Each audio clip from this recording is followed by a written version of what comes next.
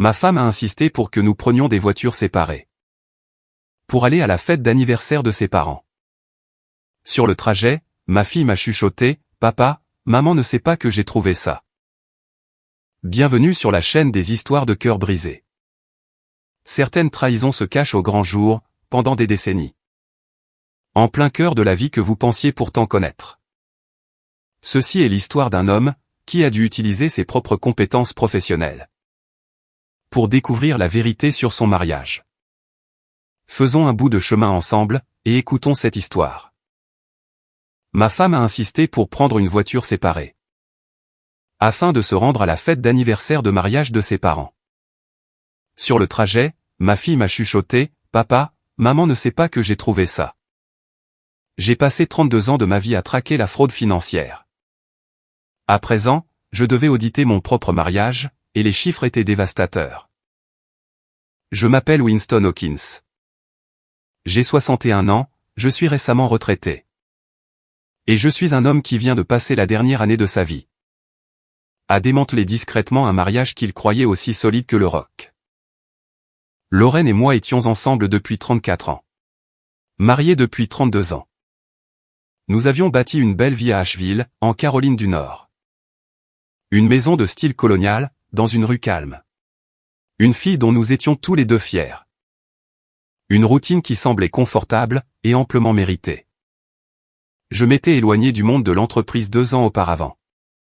Rendant mon badge au Meridian Financial Group. Et j'avais commencé à passer mes matinées dans l'atelier de menuiserie. Que j'avais construit derrière le garage. La vie semblait paisible et bien établie. Ce matin d'octobre-là, Lorraine est descendue déjà habillée. Un nouveau chemisier, que je n'avais jamais vu auparavant. Les cheveux soigneusement coiffés. Un parfum que je ne reconnaissais pas. Elle m'a dit qu'elle conduirait elle-même, pour se rendre au dîner d'anniversaire de ses parents. Elle a affirmé qu'elle voulait passer chez le fleuriste avant. Et qu'elle ne voulait pas faire attendre tout le monde. Ce n'était pas une explication déraisonnable. Mais quelque chose dans sa façon de le dire trop rapide. Trop répété m'a poussé à classer cette information. Dans cette partie de mon cerveau qui n'a jamais vraiment pris sa retraite. Notre fille, Cassie, a fait le trajet avec moi. Elle avait 30 ans. Travaillait comme coordinatrice de projet pour un cabinet d'architecture en centre-ville. Et elle était aussi brillante qu'on peut l'être. Elle avait conduit depuis son appartement ce matin-là, et n'avait pas sa propre voiture à Asheville. Ce week-end-là. Nous étions sur la route depuis environ 15 minutes. Discutant tranquillement de son nouvel appartement, quand elle est devenue silencieuse. D'une manière qui ne lui ressemblait pas. J'ai jeté un coup d'œil vers elle. Elle fixait quelque chose dans sa main, une petite carte blanche. Le genre que les hôtels mettent dans ces petits étuis en papier. « Papa » a-t-elle dit doucement, sans lever les yeux. « Maman ne sait pas que j'ai trouvé ça. » J'ai gardé les yeux fixés sur la route. « Où as-tu trouvé ça ?» C'était dans la poche latérale du fourre-tout de maman. Celui qu'elle laisse sur la banquette arrière. Cassie a posé la carte sur la console entre nous, face vers le haut. Je cherchais un stylo. Je l'ai ramassé au feu rouge précédent. Une carte d'accès d'hôtel, sans aucun nom d'hôtel imprimé dessus, juste une petite note manuscrite. Glissée derrière la bande magnétique. 2 mots, écrits d'une écriture soignée et assurée, Victor, 16h. Le feu est passé au vert. J'ai placé la carte dans la poche de ma veste, sans dire un mot. Papa. Je t'ai entendu, Cass. Ma voix est sortie plus assurée que je ne l'espérais. Je gère ça. Elle n'a pas insisté. C'était l'une des choses que j'avais toujours admirées, chez ma fille. Elle savait quand il fallait laisser un peu d'espace. Le reste du trajet, j'ai gardé une expression neutre, et mes mains détendues sur le volant. De la même façon que je m'asseyais autrefois, face à des directeurs financiers. Qui pensaient avoir suffisamment effacé leurs traces. À l'intérieur de moi, la vieille machine était déjà en marche. Victor, 16h. Ce n'était pas un nom de notre cercle social, ni un entrepreneur, ni un voisin. Ni personne dont Lorraine m'avait jamais parlé. La maison de Franck et Norma était une vaste propriété de plein pied, en périphérie de la ville. Décorée de guirlandes lumineuses pour l'occasion. 40 ans de mariage. La cour était déjà à moitié pleine de voitures, quand nous sommes arrivés. La Honda Accord argentée de Lorraine était garée près de l'entrée. Ce qui signifiait qu'elle nous avait devancés. Elle ne s'était arrêtée chez aucun fleuriste. Ses mains étaient vides lorsqu'elle nous a accueillis à la porte, les joues roses. Avec un sourire éclatant et immédiat. « Vous avez fait bonne route ?» a-t-elle dit, en m'embrassant sur la joue. Les routes étaient dégagées, ai-je répondu, en lui rendant son sourire, sans le moindre effort. Elle s'est tournée pour saluer Cassie, et dans cette demi-seconde, j'ai observé ses yeux. Juste une lueur, un regard qui vérifie, qui jauge, et qui s'est posé sur la poche de ma veste. Là où se trouvait la carte. Puis cette lueur a disparu, remplacée par l'expression chaleureuse de maîtresse de maison. Qu'elle portait comme une seconde peau, lors des événements familiaux. À l'intérieur, la maison sentait le bœuf braisé, et les bougies d'automne. Frank Turner, 78 ans et le regard vif, m'a serré la main avec une poigne ferme. Winston, ravi de te voir. 34 ans pour vous deux l'année prochaine, j'ai bon? C'est bien ça, Frank, ai-je répondu. Le temps file quand on n'y prête pas attention, a-t-il dit en riant. J'ai souri et acquiescé, mais à l'autre bout de la pièce, près de la cheminée. Un homme que je ne reconnaissais pas discutait avec le frère de Lorraine. Les épaules larges, les tempes grisonnantes, bien habillé. Avec cette allure particulière des hommes qui ont l'habitude d'être la personne la plus accomplie de la pièce. Il tenait un verre de vin rouge, et se comportait avec l'aisance naturelle de quelqu'un qui était déjà entré dans des centaines de pièces, exactement comme celle-ci. Quand Lorraine a traversé la salle pour aller dire bonjour à sa mère. Les yeux de l'homme ont suivi son mouvement, pendant exactement 2 secondes. Avant qu'il ne détourne le regard. 2 secondes de trop. J'ai accepté un verre d'eau pétillante sur un plateau qui passait. J'ai trouvé une position près de la bibliothèque, avec des lignes de vue dégagées. À la fois sur l'entrée et sur la cheminée, et je m'y suis installé. Mes 32 années d'audit m'avaient appris une chose, au-dessus de toutes les autres. La vérité se trouve toujours dans les détails. Et j'avais toute la soirée, pour les rassembler. Son nom, je l'ai appris au cours de la première heure, était le docteur Victor Rod. Le frère de Lorraine, Gary, a fait les présentations. Sans avoir la moindre idée de ce qu'il était en train de me livrer. Il m'a pris à part, près du buffet, faisant un signe de tête vers l'homme aux tempes grisonnantes. Près de la cheminée. Winston. Tu connais Victor? Il est le médecin de Don et Frank depuis des années. Un type brillant. Il dirige le cabinet de cardiologie sur Meriwether. Gary m'a tapé amicalement sur l'épaule. Viens. Je vais te le présenter. J'ai suivi sans hésitation. S'il y a bien une chose que 32 ans d'audit médico-légal m'avaient inculqué, c'était ceci. On en apprend bien plus sur un homme, en lui serrant la main et en observant ses yeux, qu'en lisant une centaine de pages à son sujet. Le docteur Victor Rod avait 61 ans, exactement mon âge. Avec ce genre de présence posée et pleine d'autorité, qui provient de décennies passées à annoncer des nouvelles difficiles, sur un ton calme. Il m'a tendu la main, avec un sourire bien rodé. Winston Hawkins. J'ai beaucoup entendu parler de vous, a-t-il dit avec fluidité. En bien, je l'espère, ai-je répondu, en maintenant sa poignée de main. Une demi-seconde de plus que nécessaire. En observant. Il y a eu juste un tressaillement. Ses yeux ont glissé vers la gauche, en direction de Lorraine, puis sont revenus sur moi. C'était contrôlé, mais pas tout à fait assez. Frank parle de vous en termes très élogieux, a glissé Victor. Frank est un homme généreux, ai-je répondu, et je me suis excusé. Pour aller me reprendre à boire. J'ai passé les 40 minutes suivantes, à tout cataloguer. C'était devenu une seconde nature, à présent. Cette même observation patiente, que j'appliquais autrefois à traquer les notes de frais falsifiées. À travers les comptes des filiales. Victor Rod se déplaçait dans la fête avec une aisance familière, saluant les gens par leur nom. Riant au bon moment. Mais à 3 reprises, pendant ces 40 minutes, son attention s'est posée sur Lorraine. De l'autre côté de la pièce. Et à 2 reprises, la main de Lorraine s'est levée brièvement vers son collier. Un geste que je connaissais bien. Elle ne faisait cela que lorsque son rythme cardiaque s'accélérait. Cassie est apparue à mes côtés, près de la table des desserts, en gardant la voix basse. Tu sais qui c'est? Un cardiologue, ai-je murmuré. Victor Rod. Apparemment, il est le médecin de tes grands-parents depuis des années. La mâchoire de ma fille s'est crispée. Comme c'est pratique, n'est-ce pas? J'ai pris une petite assiette et me suis dirigé vers les amuse-gueules, en gardant un ton égal. Va profiter de la fête, Cass. C'est la soirée de tes grands-parents. Elle m'a jeté un regard qui disait qu'elle n'en avait pas du tout fini avec ce sujet. Mais elle a respecté la consigne, et s'est éloignée.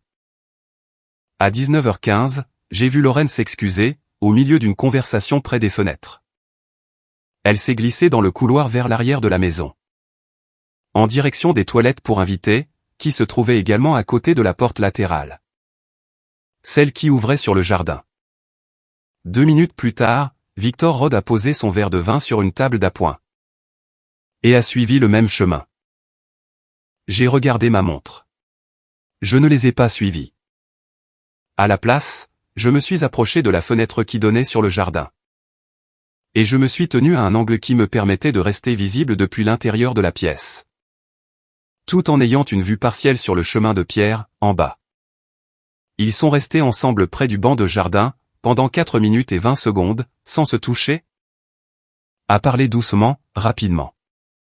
À un moment donné, la tête de Victor s'est penchée vers la sienne, pas de manière intime exactement. Mais proche, familière, ce genre de proximité qui prend des années à se construire. Lorsque Lorraine est revenue, son expression était posée. Mais ses lèvres avaient été pressées l'une contre l'autre, son rouge à lèvres fraîchement remis. Victor est revenu par l'entrée principale, 2 minutes après elle. Après avoir fait le tour par la cour latérale.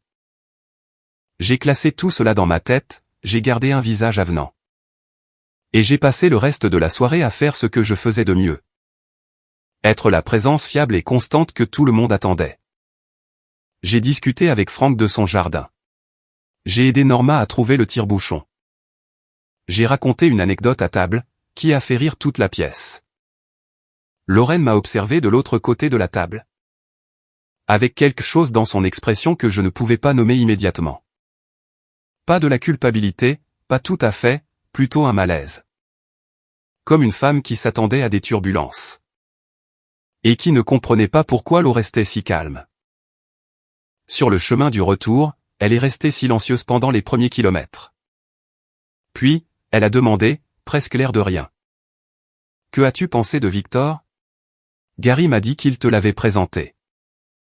Il a l'air d'un homme compétent, ai-je répondu, les yeux fixés sur la route. Franck et Norma ont de la chance d'avoir un bon médecin pour veiller sur eux. Un silence. Il est leur médecin depuis très longtemps. C'est ce que Gary a dit. Elle n'a pas poussé plus loin. Dans l'obscurité de la voiture, je l'ai entendu expirer lentement. Et j'ai su qu'elle essayait de me déchiffrer. De la même manière que je l'avais déchiffré toute la soirée. Elle n'allait rien trouver. Pas encore. Une fois rentré à la maison, je suis allé directement dans mon bureau, j'ai fermé la porte. Et j'ai ouvert mon ordinateur portable. En l'espace de 20 minutes, j'avais le profil professionnel complet de Victor Rod. Un cabinet de cardiologie sur Meriwether Avenue, établi il y a 30 ans. Certifié par le Conseil de l'Ordre, très réputé, et actif dans les cercles caritatifs locaux. Un homme très respecté, très bien connecté, et apparemment, depuis Dieu sait combien de temps. Très bien lié à ma femme. J'ai fermé l'ordinateur, je me suis adossé à ma chaise, et j'ai pris 2 décisions. Premièrement, j'allais embaucher quelqu'un. Pour faire ce que je n'avais plus les ressources institutionnelles de faire moi-même. Deuxièmement, je n'allais changer absolument rien à mon comportement à la maison. Jusqu'à ce que j'aie des preuves définitives entre les mains. L'auditeur en moi exigeait des preuves. Le mari en moi se préparait déjà à ce à quoi ces preuves allaient ressembler. J'ai engagé Dal Whitmore un mardi matin. Dal avait 63 ans, c'était un ancien enquêteur de l'IRS, devenu consultant privé. Et le genre d'homme capable de suivre la trace de l'argent, à travers 4 sociétés écrans. Sans laisser la moindre empreinte. Nos chemins s'étaient croisés à 2 reprises durant mes années chez Meridian. Lorsque nos enquêtes se chevauchaient. Il était précis, discret, et totalement dépourvu de sentimentalisme. Exactement ce dont j'avais besoin. Nous nous sommes rencontrés dans un café sur Highwood Road. Et je lui ai exposé les choses clairement. Un nom, une carte d'accès d'hôtel, un schéma de comportement que j'avais besoin de confirmer. Dal a écouté, les mains enroulées autour d'un mug en céramique. En hochant la tête de temps à autre. Jusqu'où voulez-vous que je remonte, a-t-il demandé quand j'ai eu terminé. Aussi loin que les registres le permettent, lui ai-je dit. Il a accepté le travail sans dramaturgie.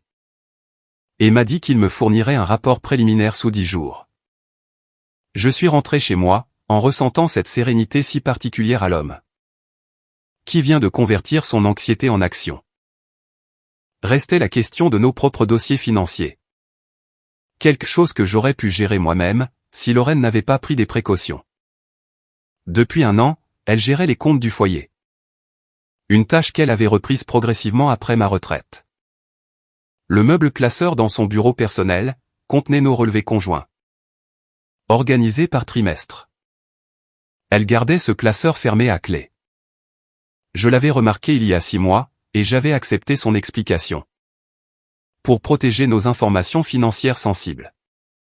Raisonnable, avais-je pensé à l'époque. Beaucoup moins raisonnable aujourd'hui. Ce vendredi-là, Lorraine est partie pour ce qu'elle a décrit.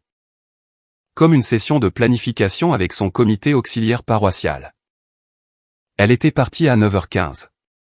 J'ai attendu 10 minutes, puis je suis allé dans son bureau.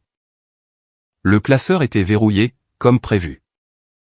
Ce qui n'était pas prévu, c'était que sa clé de rechange, celle qu'elle gardait dans une coupelle en céramique sur son bureau, avait disparu.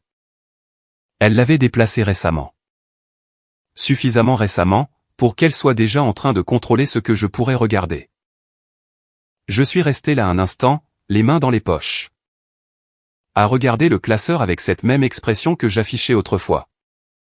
Devant des grands livres d'entreprise dont les comptes ne balançaient pas. Puis je suis allé dans la cuisine. J'ai récupéré le tournevis plat et fin que j'utilisais pour réparer les horloges. Et j'ai passé 4 minutes à persuader la serrure. D'une manière qu'un vieil auditeur finit par apprendre. Lorsqu'il a travaillé avec suffisamment de comptables douteux. Le tiroir s'est ouvert. Les dossiers étaient nets, étiquetés par année, avec l'écriture soignée de Lorraine. J'ai commencé par l'année en cours, et j'ai travaillé à rebours. Des frais d'hôtel sont apparus immédiatement. Le même établissement de milieu de gamme, du côté et de la ville. Facturé sur notre compte joint toutes les 2 à 3 semaines. Et remontant plus loin que ce à quoi j'étais préparé. J'ai sorti les dossiers de l'année précédente. Même schéma. L'année d'avant encore. Je suis remonté plus loin, tirant les relevés avec une détermination grandissante. Les étalant sur son bureau par ordre chronologique. Les facturations s'étiraient sur des décennies. Je me suis assis dans sa chaise de bureau.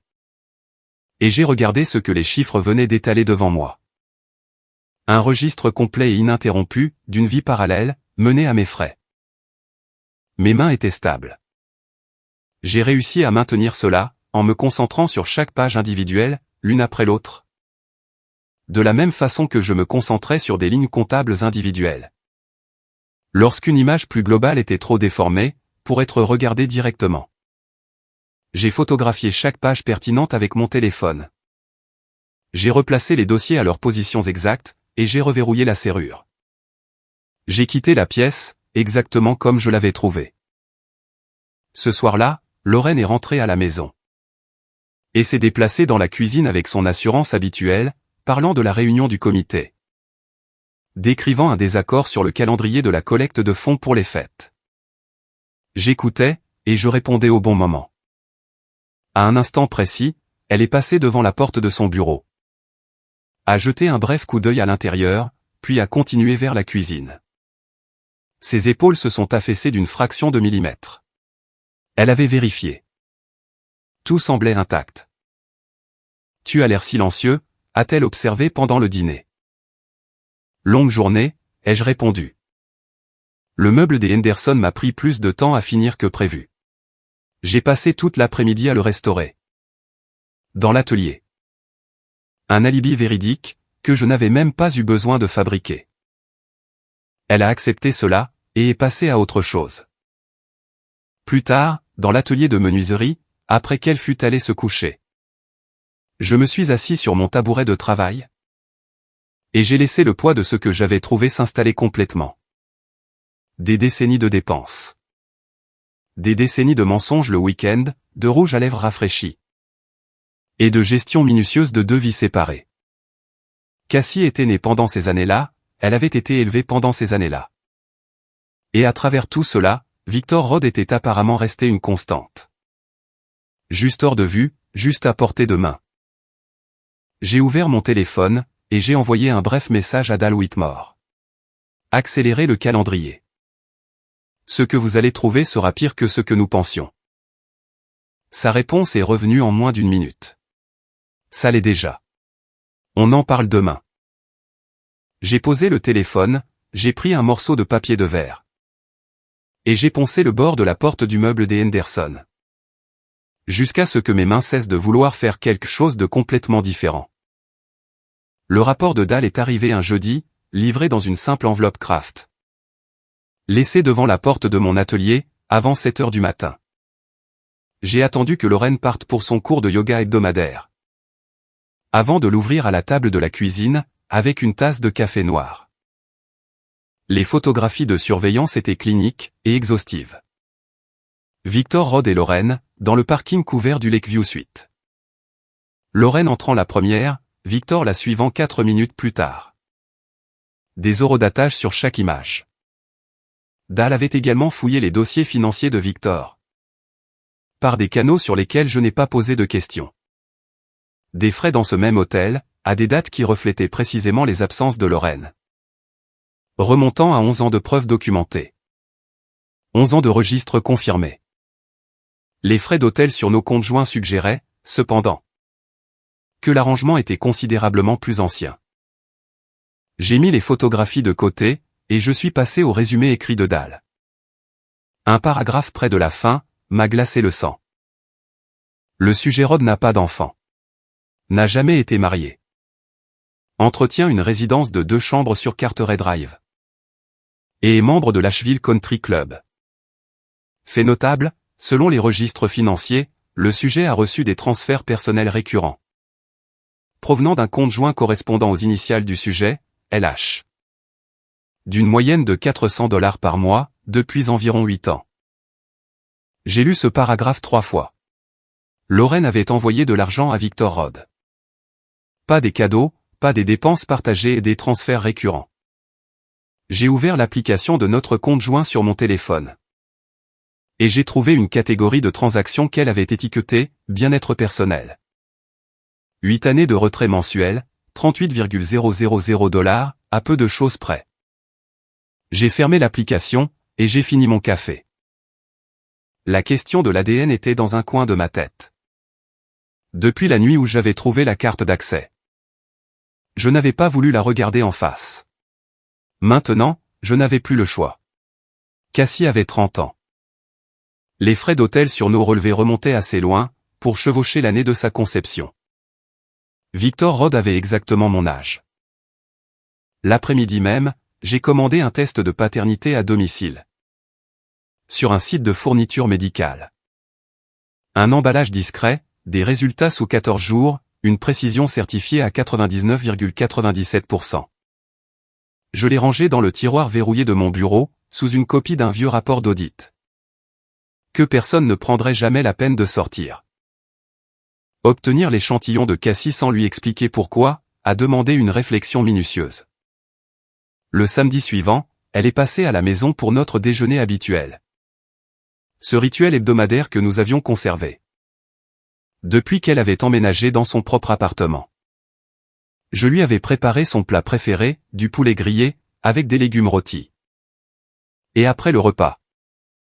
Pendant qu'elle était assise au comptoir de la cuisine à regarder des photos sur son téléphone. J'ai débarrassé la table, et j'ai discrètement mis son verre d'eau de côté. Au lieu de le charger directement dans le lave-vaisselle. Elle n'a rien remarqué. J'ai emballé les échantillons ce soir-là, j'ai scellé l'enveloppe. Et j'ai conduit jusqu'au bureau de poste moi-même. Sur le chemin du retour, je me suis arrêté au point de vue sur la route de montagne. Là où Lorraine et moi nous étions garés, lors de notre vrai premier rendez-vous, il y a 35 ans. Je suis resté là un moment avec le moteur coupé. À regarder les lumières de la ville s'étendre en contrebas de la crête. 35 ans. J'avais tout construit, sur l'hypothèse que ce que nous avions était réel. La maison, la retraite, l'atelier, les matins tranquilles, tout cela reposait sur cette fondation. Et quelque part en dessous, apparemment, il y avait une fissure, présente depuis le tout début. Je suis rentré chez moi, je suis allé me coucher, et je n'ai pas bien dormi. 14 jours se sont écoulés. Je les ai traversés avec la régularité mécanique d'un homme. Qui a appris à séparer la fonction du sentiment. J'ai terminé le meuble des Henderson. J'ai commencé un nouveau projet, un coffre à couverture pour l'anniversaire de Cassie. Qui devait avoir lieu dans 2 mois. J'ai dîné avec Lorraine 4 fois, j'ai aidé Franck avec un raccord de tuyau qui fuyait. J'ai assisté à une réunion de l'association de quartier. Le 14e soir. J'ai attendu que la maison soit vide. Lorraine était à son club de lecture et j'ai ouvert les résultats sur mon ordinateur portable. Le langage était précis et sans hâte, comme le sont toujours les rapports de laboratoire. Sur la base de l'analyse de 22 marqueurs génétiques. L'homme testé est exclu en tant que père biologique de la femme testée. Probabilité de paternité, 0%. Je dois faire une pause ici même. 30 ans à être père, et il découvre la vérité. Seul à la table de sa cuisine. Par une soirée tranquille. Je ne peux pas imaginer porter un tel poids. Je me suis adossé à ma chaise, et j'ai regardé le plafond pendant un long moment. Puis j'ai fermé l'ordinateur, je me suis levé, et j'ai marché jusqu'à l'atelier de menuiserie.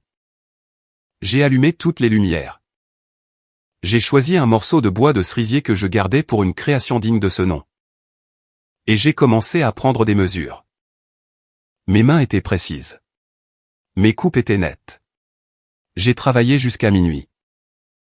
L'appel est arrivé un mercredi après-midi, pendant que j'étais dans l'atelier. Je n'ai pas reconnu le numéro, mais j'ai reconnu la voix immédiatement. Mesuré, bien rodé, portant l'assurance particulière d'un homme. Qui a l'habitude de dicter les termes d'une conversation. Winston, c'est Victor Rod.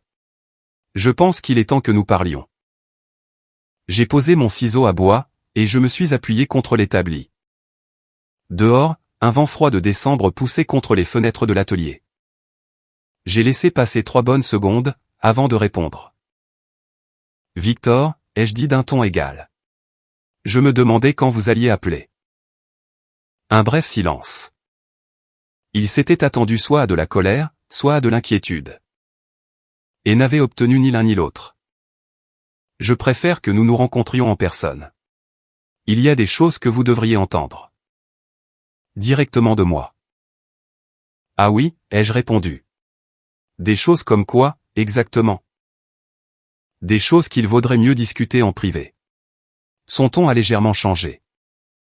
Pas plus doux, mais plus prudent.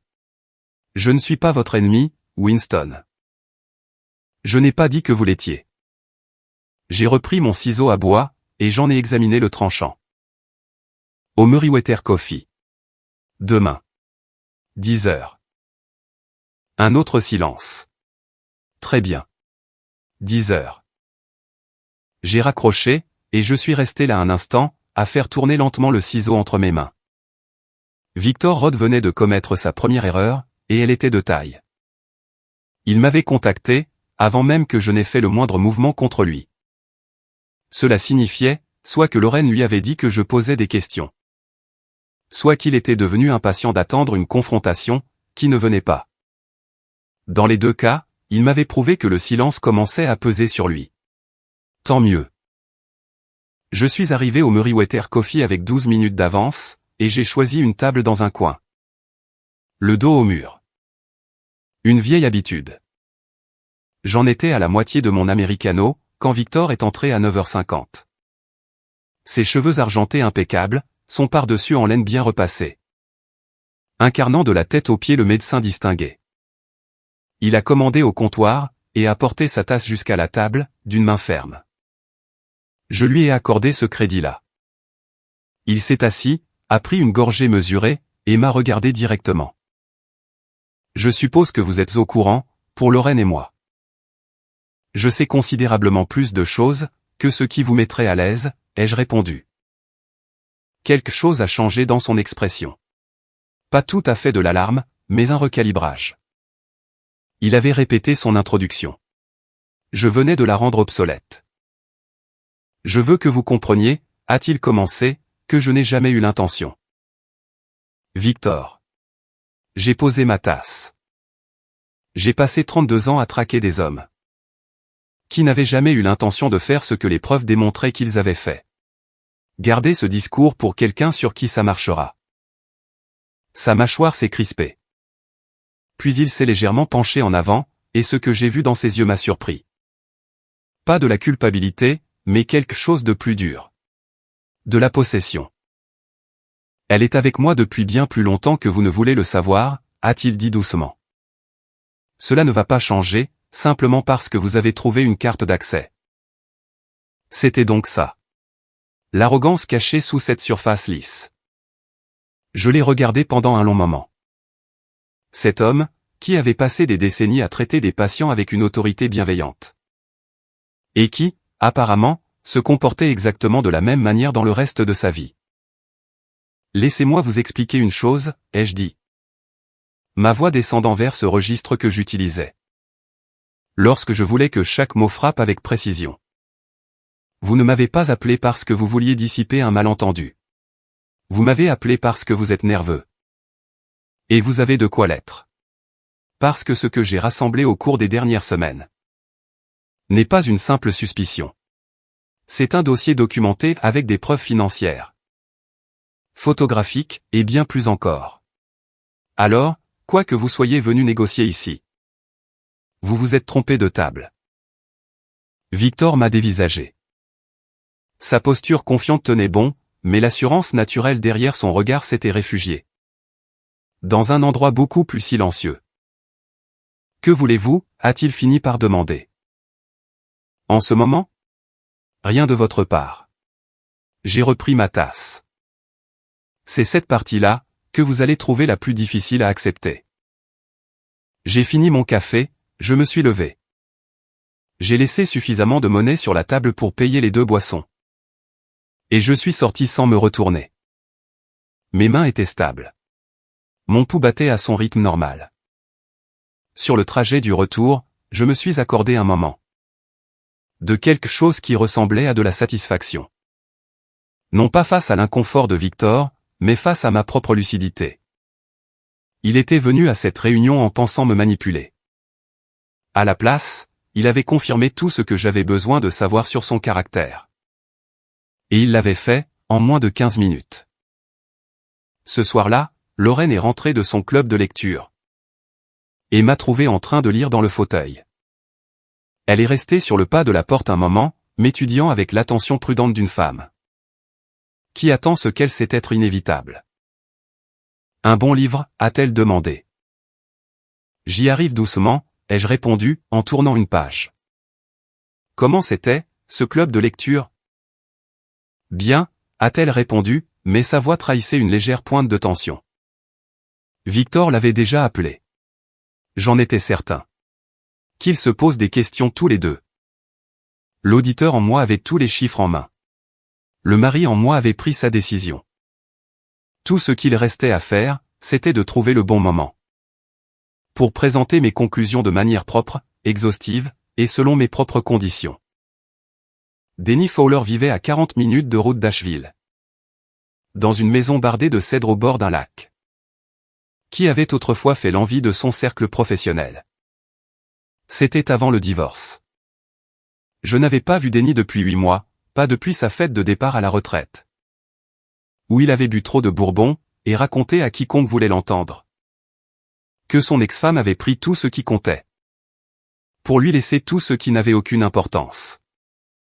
Il avait 66 ans. C'était l'ancien associé principal d'une société d'investissement de taille moyenne. Et l'esprit le plus brillant que j'ai connu en 30 ans de carrière financière. Il m'a accueilli à la porte, vêtu d'une chemise en flanelle. Ses lunettes de lecture remontaient sur le front. Une canette de bière déjà à la main, à 14 heures de l'après-midi. L'intérieur de la maison racontait le reste de l'histoire. Des meubles poussés contre les murs, comme si quelqu'un avait commencé à réaménager les pièces. Avant de perdre tout intérêt. Des rectangles de peinture légèrement plus clairs. Là où des photos encadrées avaient autrefois été accrochées. Un comptoir de cuisine, empilé de courriers non ouverts. L'endroit dégageait cette atmosphère spécifique. D'un homme qui avait cessé de se soucier des apparences. Je me suis assis face à Denis à la table de la cuisine, et j'ai étalé ce que j'avais. Les dossiers financiers, le rapport de surveillance de Dahl, le résultat ADN. Je n'ai pas eu besoin de faire de commentaires. J'ai présenté les faits, de la même manière que je présentais toujours les faits. Denis a écouté, les coudes sur la table. En faisant tourner lentement sa canette de bière entre ses paumes. Quand j'ai eu terminé, il a relâché un long soupir. Depuis combien de temps, a-t-il demandé. Des décennies, ai-je dit. Il a hoché la tête lentement, comme pour confirmer quelque chose qu'il soupçonnait déjà. Patricia m'a fait le même coup. 15 ans avec un homme de son club de tennis. Je l'ai découvert grâce à un relevé de carte de crédit. L'addition d'un restaurant un mardi après-midi. Alors qu'elle m'avait dit être chez sa sœur. Que as-tu fait? Denis a levé les yeux. Une lueur est apparue dans son regard, qui n'avait rien de chaleureux. Je l'ai exposé, complètement. J'ai appelé sa famille, j'ai appelé nos amis communs. Je suis apparu au dîner d'anniversaire de sa sœur. Avec un résumé imprimé de chaque mensonge qu'elle avait raconté pendant 15 ans. Il a posé sa canette. Tu sais ce que ça m'a rapporté? J'ai attendu. 2 années de guerre juridique, un règlement qui m'a coûté cette maison en gros dans l'esprit. Sinon dans les actes et une fille qui m'a adressé la parole 2 fois. Au cours de l'année qui a suivi. Il a fait un geste vers les murs vides. Les gens dont je pensais qu'ils me respecteraient pour avoir dit la vérité. Voulaient surtout que le drame s'arrête. Et Patricia, elle a traversé tout ça. Et elle en est ressortie de l'autre côté avec le vote de compassion, si tu peux le croire. J'ai balayé la pièce du regard. La lumière froide de l'après-midi filtrait à travers la fenêtre donnant sur le lac. Et venait frapper tous ces espaces vides. Le regrettes-tu, ai-je demandé. Denis est resté silencieux un instant. Je regrette la façon dont je l'ai fait. Je ne regrette pas d'avoir connu la vérité. Il m'a regardé fixement. Mais je vais te dire ça, Winston. Si c'était à refaire, je prendrais mon temps. Je le ferais selon mes propres termes, et non sous l'effet de la rage. La rage m'a rendu brouillon. Et être brouillon m'a coûté cher. J'ai conduit vers chez moi sur la route des crêtes, les vitres entr'ouvertes malgré le froid. Retournant les mots de Denis dans mon esprit, tout au long du trajet. Il m'avait fourni quelque chose d'utile, pas une carte routière à suivre, mais une image claire. De ce à quoi ressemblait une version de cette route, une fois qu'on l'avait parcourue. Au moment où je me suis garé dans mon allée, plusieurs choses s'étaient clarifiées d'elles-mêmes. Premièrement, je n'allais pas contacter la famille de Lorraine, ni son cercle social. La destruction publique était la méthode de Denis, et le champ de ruines qu'elle avait créé était visible à 40 miles à la ronde. Deuxièmement, j'avais besoin de parler à Cassie, avant d'entreprendre toute démarche officielle. Elle méritait d'entendre certaines choses directement de ma bouche, et non par des intermédiaires. Ni après coup. Troisièmement, et cela tournait à la périphérie de mes pensées depuis des jours. Attendant que je l'examine en face, il y avait une femme appelée Madame Victor Rod. Sauf qu'elle n'existait pas. Victor ne s'était jamais marié. Il n'y avait donc aucune partie innocente de ce côté de l'équation qu'il faille prendre en considération ou protéger. Il n'y avait que Lorraine. Et le règlement de compte qu'il attendait allait se faire selon mon propre calendrier. Avec mes propres mots, dans un cadre que j'aurais choisi. Je suis entré, j'ai préparé une cafetière, et j'ai appelé Cassie. Elle a décroché à la deuxième sonnerie. « Papa, tout va bien ? » « J'ai besoin de te voir, » lui ai-je dit. « Ce week-end. Juste tous les deux. » Un silence. Puis, doucement, « Je serai là samedi matin. » « Bien, » ai-je dit. « Je préparerai le petit déjeuner. » J'ai préparé son petit déjeuner préféré, des œufs brouillés avec du cheddar affiné. Du pain au levain grillé, un café fort. De la nourriture simple, le genre que je lui préparais depuis qu'elle était assez grande. Pour s'asseoir sur un tabouret au comptoir de la cuisine, et m'observer faire. Cassie est arrivée à 8h15, portant toujours son manteau d'hiver, les joues rougies par le froid. Elle m'a pris dans ses bras à la porte, plus longuement que d'habitude. Et n'a rien dit jusqu'à ce qu'elle se soit installée sur un tabouret. Les deux mains posées autour d'une tasse de café. Lorraine était chez sa sœur pour le week-end. Je m'en étais assuré, avant de choisir le jour. J'ai posé une assiette devant Cassie, et je me suis assis de l'autre côté du comptoir. Puis, je lui ai exposé la situation. De la même façon que j'avais exposé chaque conclusion difficile de ma carrière, directement. Dans l'ordre chronologique, sans en adoucir les angles. Pour en faire quelque chose de méconnaissable. La carte d'accès, le rapport de surveillance, les dossiers financiers, le test ADN. Cassie ne m'a pas interrompu. Elle a écouté avec cette immobilité concentrée, propre à quelqu'un qui absorbe des informations. Qui l'attendait à moitié, tout en les redoutant. Quand j'ai eu terminé, elle est restée silencieuse pendant un long moment. Ses deux mains toujours enroulées autour de sa tasse. Le test ADN, a-t-elle finalement dit, d'une voix prudente et égale. Tu es certain. Certain à 99,97%, ai-je répondu. Ce qui, en termes pratiques, veut dire certain. Elle a hoché la tête lentement. Elle a posé sa tasse, a fixé le comptoir un instant, puis a relevé les yeux vers moi. Est-ce que cela change quelque chose pour toi? À mon sujet? J'ai soutenu son regard. Pas la moindre chose. Tu es ma fille. Ce n'est pas une désignation biologique. Ce sont 30 ans de preuves. Et les preuves, c'est ce que je sais lire. Quelque chose dans son visage a changé. Pas exactement du soulagement, plutôt le relâchement d'une tension. Qu'elle portait sans savoir à quel point elle était lourde. Ses yeux ont brillé un instant, et elle a cligné des paupières, pour retenir ses larmes. Je me doutais que quelque chose clochait depuis un moment, a-t-elle avoué. Des petits détails. La façon dont maman agissait autour du docteur Rod. Chez grand-mère et grand-père l'année dernière. La façon dont elle parlait de lui. De manière trop prudente, comme si elle mesurait chaque mot. Tu n'as jamais rien dit. Toi non plus, a-t-elle répondu, et il n'y avait aucune accusation là-dedans. Juste le constat de deux personnes, qui avaient toutes les deux observé. Le même événement se déroulait au ralenti. J'ai hoché la tête. C'est de bonne guerre. Qu'est-ce que tu vas faire, a-t-elle demandé. J'ai déjà parlé à un avocat. La procédure sera lancée dans les 2 prochaines semaines. J'ai rempli sa tasse de café. Je te le dis maintenant pour que tu l'entendes de moi en premier. Et pas par la version de l'histoire de ta mère. Cassie est restée silencieuse un moment. Est-ce que tu vas lui parler de l'ADN? Du fait que Victor soit. Elle s'est arrêtée. Non, ai-je dit. Ce n'est pas une vérité qui te soit utile, ni à toi. Ni à ta relation avec Lorraine. Victor Rod est un fait lié à ta biologie. Moi. Je suis un fait lié à ta vie. Ce sont 2 choses différentes. Et une seule des 2 compte vraiment. Elle m'a regardé fixement pendant un long moment. Puis elle s'est levée, a contourné le comptoir, et a passé ses bras autour de moi. Comme elle le faisait quand elle était petite, et que quelque chose s'était mal passé à l'école. Je l'ai serrée contre moi, et je n'ai rien dit. La cuisine était chaleureuse, silencieuse, et sentait le café et le pain grillé. Et pendant quelques minutes, cela m'a amplement suffi.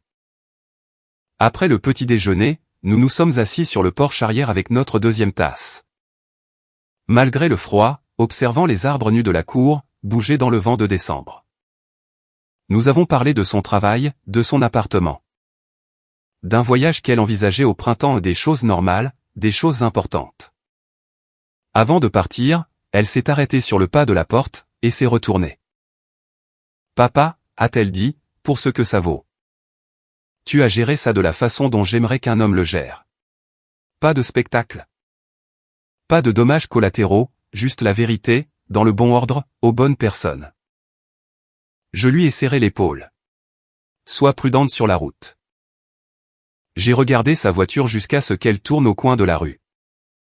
Puis je suis rentré à l'intérieur, j'ai fait la vaisselle, et j'ai appelé mon avocat. Pour confirmer la date de dépôt du dossier. Ce dîner était l'idée de Lorraine. Elle l'avait suggéré la semaine précédente, un repas tranquille chez Castellanoès. Le restaurant habituel de nos anniversaires de mariage. J'avais accepté sans la moindre hésitation. Elle a interprété ma volonté comme un signe positif. Je l'ai laissé faire. Nous étions assis à une table dans un coin. Celle-là même que nous avions occupée pour notre 25e anniversaire, 9 ans plus tôt. Lorraine a commandé le saumon. J'ai commandé l'entrecôte. Nous avons discuté pendant les entrées, du récent bilan de santé de Franck. Du projet de rénovation d'un voisin, de tout et de rien. À la moitié du plat principal, j'ai glissé la main dans ma veste. Et j'ai posé une simple enveloppe Kraft sur la table, entre nous. Lorraine l'a regardée, sans y toucher. Qu'est-ce que c'est? Tout, ai-je répondu simplement. Elle a posé sa fourchette. Ses yeux sont passés de l'enveloppe à mon visage. Me scrutant avec la concentration particulière d'une femme. Qui avait passé 32 ans à apprendre mes expressions. Ce qu'elle a trouvé là, lui en a dit assez. Elle n'a pas tendu la main vers l'enveloppe immédiatement. Winston. Tu devrais la regarder, ai-je dit, en gardant la voix basse et régulière. Prends ton temps. Elle l'a ouverte lentement. Je l'ai regardé parcourir son contenu, les photos de l'hôtel, le résumé financier. Le résultat du test ADN posé au-dessus. Son visage est passé par plusieurs stades, l'espace d'une minute. La prise de conscience, un éclair de quelque chose qui ressemblait à du désespoir. Puis un calme prudent et calculé, qui m'a indiqué qu'elle s'était préparée à cette éventualité. Depuis bien plus longtemps que je n'enquêtais dessus. Ce n'est pas ce que tu crois, a-t-elle commencé. Lorraine. J'ai posé ma fourchette. La femme qui prononce cette phrase, est la femme qui apparaît sur ces photos, dans cet hôtel. Depuis ces 11 dernières années confirmées. Alors, sautons cette étape, s'il te plaît. Son sang-froid s'est fissuré sur les bords. Je peux expliquer pour l'argent. Je sais à quoi servait l'argent, les jeux coupés doucement. Ce que j'aimerais que tu m'expliques. C'est ta décision de m'avoir laissé élever un enfant pendant 30 ans. Sans connaître la vérité. C'est à cette partie-là, que je n'arrête pas de revenir. Le silence s'est installé. Le restaurant murmurait doucement autour de nous. Je pensais, a-t-elle commencé. Je pensais que tu partirais. Et je ne pouvais pas. Sa voix a vacillé. Tu étais un bon père, Winston. Le meilleur qu'elle aurait pu avoir. Ce n'était pas à toi de prendre cette décision, en mon nom, ai-je répondu. Je méritais de savoir ce qu'était réellement ma propre vie. Tu m'as volé cela. Pendant 3 décennies. Lorraine a baissé les yeux vers la table. Quand elle a relevé la tête, ses yeux étaient humides. Est-ce que tu vas le dire à Cassie? J'ai déjà parlé avec Cassie, ai-je répondu. Elle sait ce qu'elle a besoin de savoir. Le visage de Lorraine a perdu toute sa couleur. Elle va bien, ai-je ajouté, interprétant correctement sa panique. Et elle continuera d'aller bien, parce que je vais m'en assurer. J'ai plié ma serviette. Avec le même soin méticuleux que j'utilisais depuis ma toute première réunion de direction. Mon avocat te contactera la semaine prochaine. J'ai déjà pris mes dispositions. Pour séjourner à la résidence sur Birchwood. Il n'y aura pas de bataille juridique. Si tu choisis de ne pas en déclencher une. Je veux une division équitable, une procédure propre. Et un minimum de perturbation pour Cassie. Lorraine m'a dévisagé. C'est tout? 32 ans et tu te contentes d'eux. C'est toi qui as mis fin à tout ça, ai-je dit, sans animosité, sans élever la voix. À chaque fois que tu as conduit jusqu'à cet hôtel. À chaque mois où tu as transféré de l'argent sur son compte. À chaque jour où tu as choisi de ne pas me dire la vérité. Au sujet de ma fille. Je ne mets fin à rien du tout. Je lis simplement le solde final d'un grand livre comptable. Que tu tiens secrètement depuis 3 décennies. Elle n'a eu aucune réponse à cela. J'ai fait signe pour l'addition, je l'ai payé. Je l'ai aidé à enfiler son manteau par pure habitude et rien d'autre. Et j'ai conduit vers la maison, dans un silence qui, pour la première fois depuis des mois, semblait totalement honnête. L'avocat s'appelait Philippe Garner, et il gérait des divorces compliqués à Asheville depuis 26 ans. Il était précis, ne se précipitait jamais. Et était totalement dépourvu d'esprit dramatique et des qualités que je respectais. Et pour lesquelles je l'avais spécifiquement choisi. Il a déposé le dossier un jeudi. Le vendredi après-midi, Lorraine avait reçu l'assignation. Elle m'a appelé ce soir-là, depuis la maison de sa sœur. Où elle s'était réfugiée le lendemain de notre dîner chez Castellanoès. Sa voix était tendue, contrôlée, oscillant entre la fureur et une véritable détresse. Tu ne m'as laissé aucun temps, a-t-elle dit. Je t'ai donné 32 ans, ai-je répondu. Je pense que c'est une piste de décollage raisonnable. Un silence. Puis, avec une agressivité que je n'avais pas entendue chez elle depuis longtemps. Philippe Garner est un requin, Winston. Tu signales par là, que tu veux te battre. Philippe Garner est minutieux, ai-je répondu calmement. Ce qui est exactement ce dont j'ai besoin. Si tu engages quelqu'un de tout aussi minutieux. Et que nous leur donnons à tous deux l'instruction de résoudre cela de manière équitable. Ce sera terminé dans 3 mois. Si tu donnes pour instruction au tien de compliquer les choses. Alors cela prendra plus de temps. Et nous coûtera plus cher à tous les deux. C'est entièrement ta décision. Elle est restée silencieuse un moment. Je pouvais entendre sa respiration, le rythme délibéré et contrôlé d'une femme. Qui s'efforce de garder son sang-froid au téléphone. Et concernant Victor, a-t-elle finalement demandé? La question m'a surpris. Pas sur le fond, mais par sa franchise. Elle demandait ce que j'avais l'intention de faire à son sujet, publiquement. Victor Rod est ton problème, maintenant, lui ai-je dit. Je n'ai aucun intérêt pour sa réputation, ou pour son cabinet. Ce que j'avais, c'était un mariage. Et c'est ce que je suis en train de dissoudre. Il ne fait pas partie de mes plans. Un autre silence. Tu es remarquablement calme, face à tout ça.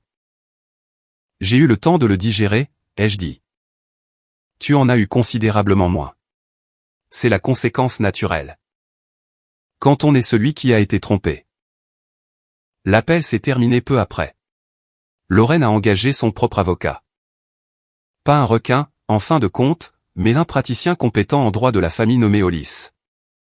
Qui lui a apparemment conseillé, à juste titre, que contester un partage équitable face à un tel niveau de preuves documentées serait un exercice d'une futilité coûteuse. Le processus a suivi son cours. 3 semaines plus tard, Cassie m'a appelé un mardi soir. Sa voix portait une stabilité prudente. Qui m'indiquait qu'elle avait réfléchi à ce qu'elle allait dire, avant de composer le numéro. J'ai vu maman aujourd'hui, a-t-elle dit. Elle m'a posé des questions sur Victor. J'ai attendu. Elle voulait savoir si je lui en voulais. Concernant l'identité de mon père biologique. Cassie a fait une pause. Je lui ai dit que ce n'était pas avec ça que j'avais du mal. La partie avec laquelle j'avais du mal. C'était 30 ans d'un mensonge, qui a affecté papa bien plus qu'il ne m'a jamais affecté. Une autre pause. Elle a pleuré. Je l'ai laissé faire, mais je n'ai pas retiré ce que j'ai dit. Tu n'as rien à retirer du tout, ai-je répondu. Je sais. Sa voix s'est raffermie. Je lui ai aussi dit que quoi qu'il arrive entre vous deux, tu es mon père. Pas un fait biologique. Pas une désignation légale, mon père. Et que cela ne va pas changer. En fonction de ses décisions à elle. J'ai savouré ces mots un instant. Merci, Cass. Ne me remercie pas, a-t-elle répondu, et je pouvais entendre la fermeté tranquille dans sa voix. C'est juste la vérité. Quant à Victor Rod, il a tenté un dernier contact, une lettre livrée à l'adresse de mon atelier. Rédigée dans le langage mesuré d'un homme habitué à présenter des informations difficiles. Avec un sang-froid clinique. Elle exposait, avec une assurance remarquable, sa conviction que Cassie avait le droit de savoir qu'il existait en tant que son père biologique. Et qu'il espérait que je ne m'opposerais pas à cette possibilité. Je l'ai lu 2 fois, puis je l'ai passé à la déchiqueteuse. J'ai balayé les morceaux dans la poubelle sous mon établi. Et je suis retourné au coffre à couverture que je construisais pour l'anniversaire de Cassie. Si Cassie choisissait un jour de poursuivre cette connexion. Selon ses propres termes et en son propre temps, c'était son droit le plus strict. Ce n'était pas à Victor de prendre cette initiative. Et ce n'était certainement pas quelque chose qu'il avait le droit de négocier avec moi. Je n'ai pas répondu à la lettre. Le silence, dans ce cas précis, était la réponse la plus précise à ma disposition. Le divorce a été finalisé, un mercredi gris de février. Philippe m'a appelé pour m'en donner la confirmation, pendant que j'étais dans l'atelier. En train de poncer le couvercle du coffre de Cassie. Je l'ai remercié, j'ai raccroché, et je suis resté là un moment. Avec le papier de verre dans la main. 32 ans, un chiffre qui semblait énorme, et, dans le même souffle, étrangement surmontable. Car ce qu'il me restait n'était pas un champ de ruines. C'était la vérité solide, documentée, d'une vie que j'avais réellement vécue. La fille que j'avais élevée, le travail que j'avais accompli. L'homme que j'étais resté tout au long de cette épreuve. C'était là le solde final, et il était positif. 9 mois après la finalisation du divorce, j'ai emménagé dans une maison sur Ridgecroft Lane. Une maison de plein pied de style artisan, avec un grand atelier indépendant, et un jardin arrière. Qui captait le soleil de l'après-midi jusqu'à presque 17 heures, au mois de novembre. L'atelier a été la première pièce que j'ai entièrement meublée. Cassie est passée le jour du déménagement avec son petit ami, et un camion plein d'énergie. Dirigeant le placement des meubles avec cette même efficacité décisive. Qu'elle apportait à son travail d'architecture. Le soir venu, la cuisine était fonctionnelle, la chambre était habitable. Et l'atelier accueillait chaque outil à sa place. Sur le mur en panneaux perforés que j'avais installé le matin même. Nous avons commandé des pizzas, et nous avons mangé sur les marches arrière de la maison. Pendant que le soleil se couchait derrière la crête. C'est une bonne maison, a dit Cassie, en regardant la cour. Elle me convient très bien, ai-je approuvé. Elle a brièvement appuyé son épaule contre la mienne, un petit geste. Le genre de geste qui ne nécessite aucun commentaire. J'avais revu Lorraine à 2 reprises, depuis la finalisation. Une fois à la fête de Noël de Franck et Norma. À laquelle j'ai assisté uniquement pour faire plaisir au couple de personnes âgées. Et une autre fois devant le bureau de l'avocat. Lorsque nous avons signé les derniers papiers de séparation des biens. Les 2 fois, elle m'avait regardé avec une expression que je reconnaissais bien. Le regard d'une personne qui a obtenu ce qu'elle pensait vouloir. Et qui en découvre le véritable prix, une fois la tempête passée. Victor avait bel et bien emménagé dans son appartement. Comme des connaissances communes me l'avaient mentionné en passant. Je ne leur souhaitais rien de particulier, ni à l'un ni à l'autre. Ils ne faisaient tout simplement plus partie de ma comptabilité. Denny Fowler m'a appelé en octobre, 8 mois après notre conversation dans la maison du lac. Sa voix semblait différente, plus calme, plus mesurée. Il avait commencé à consulter un thérapeute, m'a-t-il dit. Sa fille Rebecca l'avait contacté. Ils avaient dîné ensemble à 2 reprises. Tu as eu raison de ne pas choisir la voie publique, m'a-t-il dit. J'ai observé ce que tu as fait depuis l'extérieur, et c'était la bonne méthode. C'était la seule méthode pour moi, ai-je répondu. Ce n'est peut-être pas la bonne méthode pour tout le monde. Peut-être, a dit Denny, mais c'était la bonne pour Cassie, et ça compte plus que tout le reste. Il n'avait pas tort. L'anniversaire de Cassie est tombé un samedi d'avril. J'ai conduit jusqu'à son appartement, avec le coffre à couverture à l'arrière de mon pick-up. Enveloppé dans des couvertures de déménagement.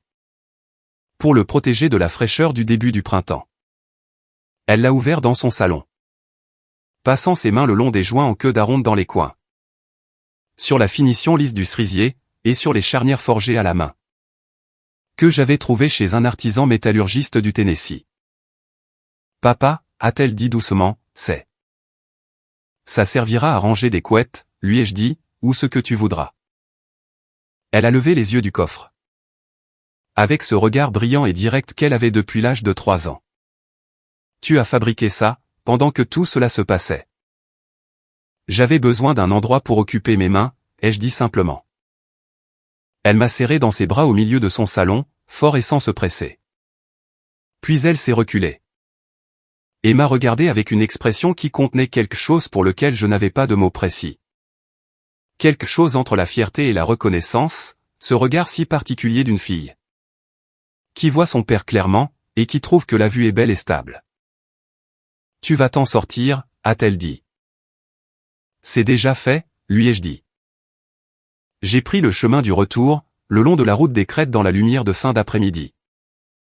Les fenêtres baissées, l'odeur du printemps s'élevant des collines. À 61 ans, je prenais un nouveau départ, dans une maison de mon propre choix.